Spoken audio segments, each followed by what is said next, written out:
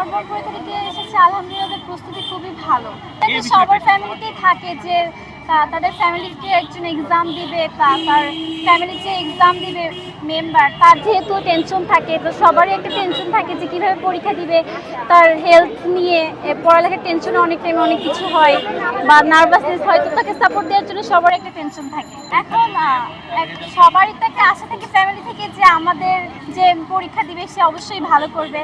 তো এখন সব বাকিটা আল্লাহ ভরসা আছে, এবং পরীক্ষা দিয়ে ট্রাই তো করছে, এটাই অনেক। আজকে তো যেহেতু প্রথম পরীক্ষা ছিল, আজকে আসছে, পরে আসবো, দেখি কেমনটা হয়, তার পরীক্ষা কেমন হয়, সব কিছু বিবেচনা করেই আর কি।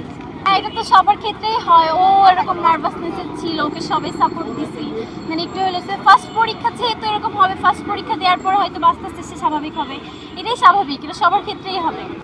আমার বাবা মা আছে, আমি আছি, দেন হচ্ছে আমার বাসার যে টিচার পড়ায় তারা খুব মেন্টালি অনেক ওকে সাপোর্ট দিছে, দেন ওকে সব কিছু বুঝাইছে ভিতরে কেমন হবে বা কি কি করবে, কীভাবে লিখবে, সব কিছুকে মানে ওকে সব বুঝাই দিচ্ছে।